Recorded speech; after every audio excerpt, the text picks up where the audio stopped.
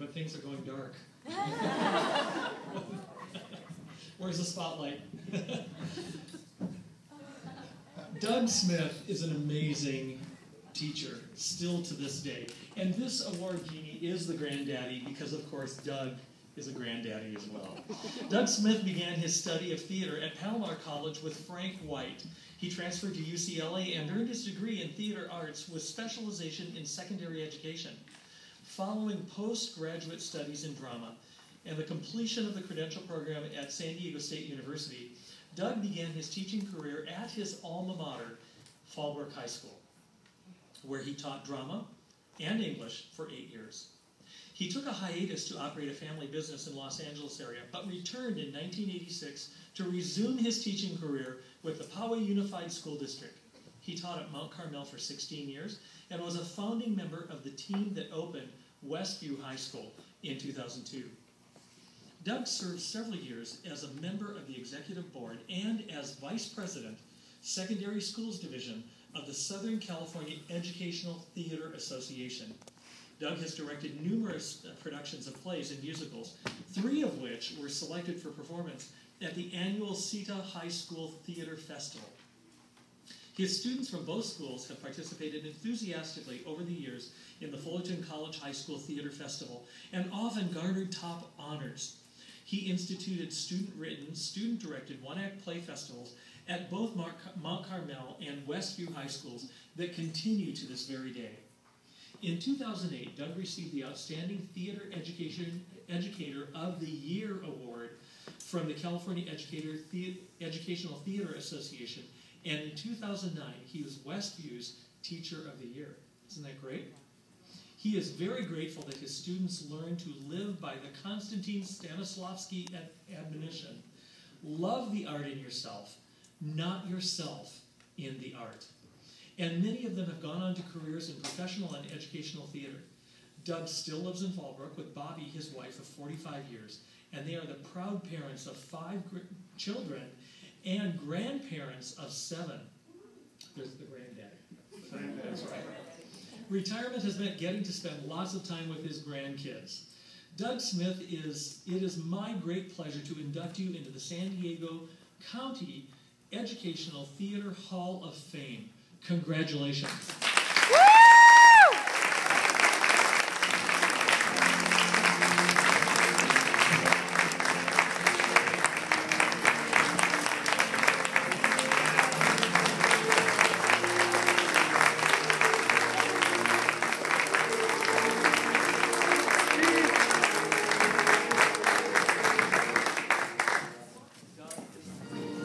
With this award, being the last one and kind of the grandma, granddaddy award of the whole thing, we always allow the person to come up and speak. Now, I know Doug very well, and Doug promised me 2 minutes.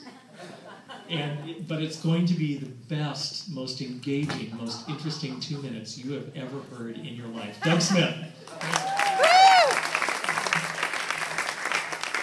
As long as I don't get played off, I'll be fine. I do want to say that it is an awesomely humbling privilege to be inducted into the Hall of Fame. I guess you have to live long enough and keep at it. And truly, Ron, I'm humbled, and I really don't have a whole lot to say other than this, that it has always been a privilege and a pleasure to do what you do all the time. And you're here tonight because of your passion for theater, and because of your passion for young people. Because you know how much theater is going to mean to them. You know how much it's going to, like no other course in the school, no other activity in the school is going to give them the opportunity to develop caring hearts, a collaborative spirit, creativity, problem solving, and lifelong memories. And all I can say is it's a real privilege. I want to take 1 more minute of my 2, Ron, and I want to share something, because this is for the teachers tonight, and a lot of middle school teachers and high school teachers as well.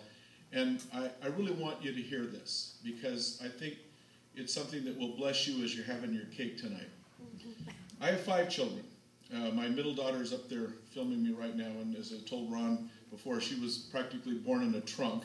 The district always got a 2-for-1 deal, because my wife Bobby, who was an art major in school, would come alongside and design the sets and do the costumes and so forth. And she was actually doing working drawings for the South Pacific shower stall scene when she was timing her contractions with Hannah and writing down her working drawings. And then went home a couple hours later and Hannah was born. So, and then a couple weeks later, Bobby's back painting sets. So it's a theater family, and all 5 of my kids got involved. You know, they had to. They had no choice. But my youngest daughter, Gloria, was a creative writing major at Cal State San Francisco, and she had an assignment one time. They had to write a poem about something that represented their childhood. And this is what she wrote. Let the empty theater stand for it. Let the empty theater stand for it, with its house lights up, in hopes that the seats will fill for the next performance. Let the red velvet curtain stand for it, closed to keep the mystery alive for those who haven't spent their nights and weekends on the other side of it. Let the echo of the applause, mine included, stand for it, my childhood in and of the theater. The weeks, months spent in those hard plastic seats, on book without needing one, having heard the lines over and over, committing them to memory without realizing it or even trying. Let the flats of fresh muslin stand for it, that I prepare, painting an X of glue over its taut surface. Let my father's voice stand for it, booming from the back of the theater. Applause, applause, applause, and curtain. Restraining my hands that ached to clap, teaching them not to spoil these young actors. Let the opening night stand for it. Anticipation and exhaustion building for months until at last, final curtain, standing ovation. Now I can clap along with the others, no longer restrained, I let go. Let the late nights after the show stand for it. Spend at Denny's with cast, crew, family, and friends. Sunk down in my father's favorite leather jacket, worn and brown, his warmth still trapped in its torn lining, sinking further into his smell. Old Spice, I could have lived in it.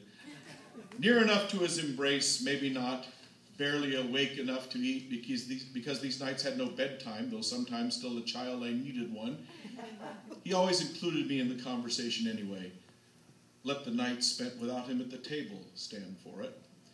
Nights we left to our own devices to feast on frozen dinners, fast food, or hash, heated and then eaten in front of the TV.